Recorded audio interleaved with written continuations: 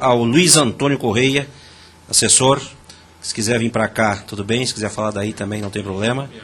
Né? E depois a Cassandra Nunes.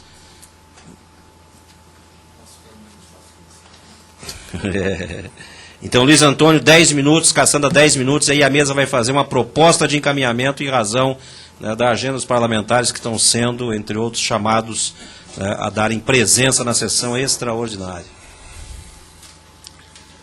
Bom,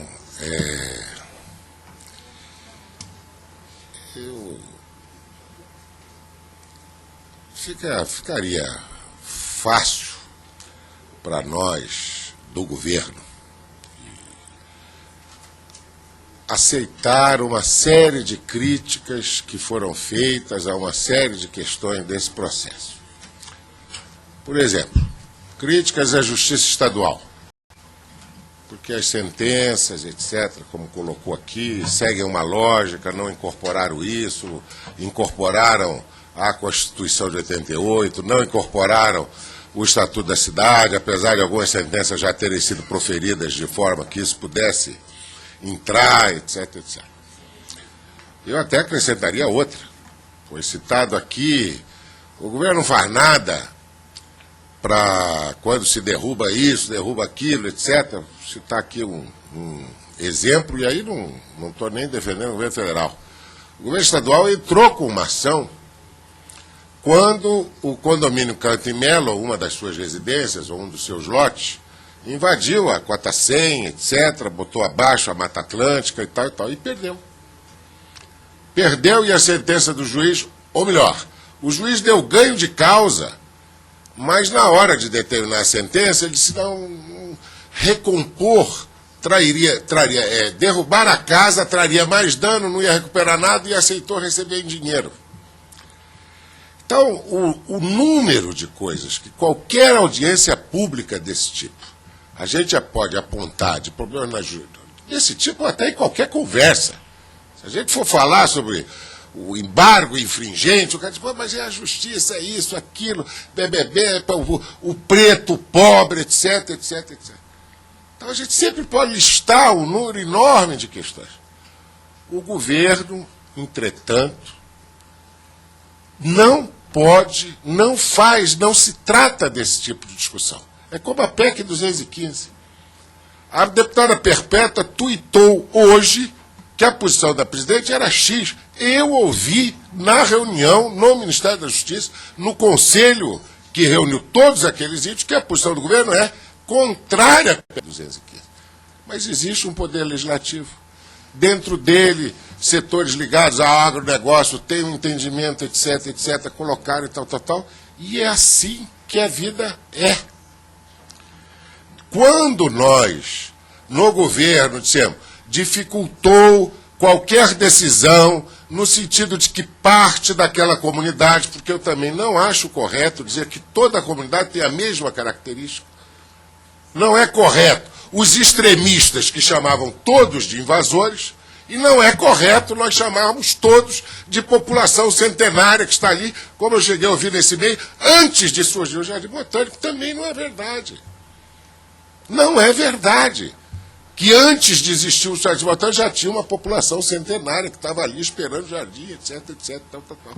Então você tem várias realidades, funcionários, o pai do Edson.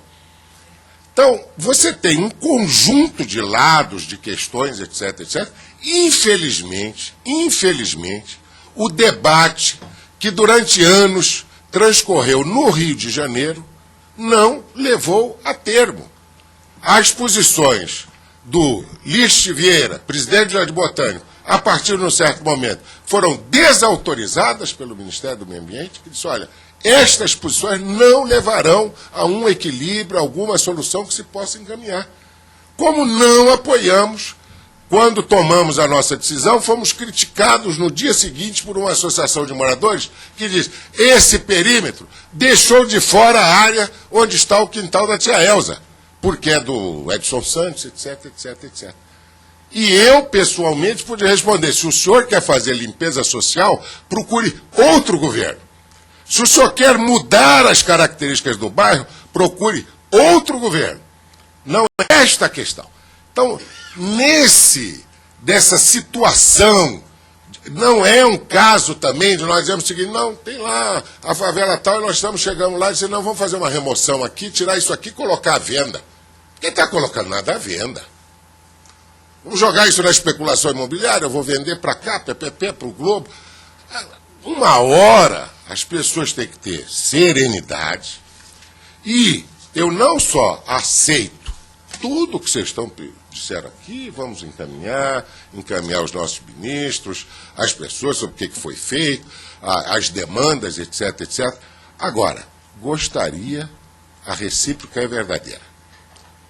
Houve, num determinado momento, um rompimento do diálogo, é como se disser, também pelo lado de lá. No seguinte sentido, quando você diz o seguinte, eu só aceito uma posição, todo mundo fica. Esta posição que pega determinados extremos de situação e diz, todo mundo fica, ou tem uma outra posição que todo mundo sai. Isso não levou ao diálogo e não ajuda. A posição externada aqui pelo deputado Edson Santos, pela Emília, para dizer, olha, tem que ver essa situação aqui. Agora tem um terreno particular assim, etc, etc. Eu vou falar do que não devia, que é a questão da Cassandra. A Cassandra já vai dizer, olha, cuidado com tudo que a gente fala aqui, porque a especulação imobiliária, aí sim, sobe o preço, se torna impossível. Nós trabalhamos no limite da lei. A lei, por exemplo, não permite ao governo federal dar qualquer imóvel de qualquer valor para pessoas. Não é assim que funciona. Há limite no valor do que a gente pode conceder para o direito à moradia. Se o preço do terreno, se o governo pagar esse limite rapidamente ali naquela região, vira nada. Foi porque foi desapropriado, porque a prefeitura coloca aquele terreno, que talvez seja possível construir ali, etc, etc. O lado de lá já começou um movimento, porque há lados ali. O lado de lá já diz, opa, como assim vai me dar o gabarito? Ele aceita que onde eu morei na Barão de Oliveira Castro, tem uns 5 andares, mas outro tem que ter resto do chão. Se for para deixar pobre e preto, tem que ficar pouco. Menos do que se a gente puder botar aqui, fazer o multifamiliar, etc, etc. Esse é o debate. E a posição do governo, neste sentido, ela teve que levar em conta o IFAM. O Tribunal de Contas não é um órgão decisório, mas é um órgão fiscalizador deste poder que diz, olha, isso aqui virou procrastinação, tem esse debate, os senhores nunca delimitam nada. A SPU tem que dizer o que é Jardim Botânico? Esse debate que as pessoas dizem, não, eu não vi os documentos estão no processo de tombamento do IFAM, eu não vou ficar aqui tirando um documento que eu tenho aqui, dizendo que Jardim Botânico é Horto, é Uno, datado de 71, que vai virar um disque-disque. Esta documentação existe, há fundamento histórico, etc, etc. Claro que as questões que a historiadora Laura levantou pesam.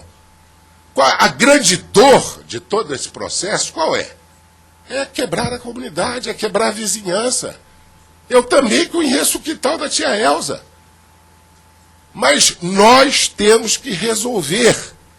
E nós, depois que esse debate aconteceu no Rio de Janeiro de uma determinada maneira, veio para cá.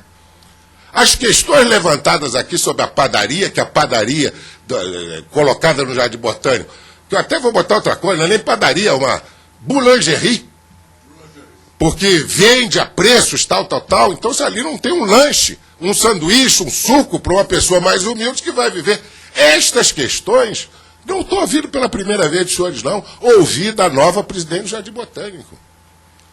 Algumas das ressalvas que os senhores estão levantando com relação ao espaço Tojobim, ouvi da presidente do Jardim Botânico. Então, não há nesse modo. Agora, se nós nos fixarmos nessas posições, eu vou fazer um discurso de classe contra a Justiça do Rio como governo, e não dá para o seu Dalton Se essa justiça do Rio, de classe ou não de classe, não nos deu 12 horas. Tivemos que tirar sob chuva. Aquela família que estava ali, nós dissemos, por favor, nos permita fazer essa mudança amanhã de manhã. Não, é hoje.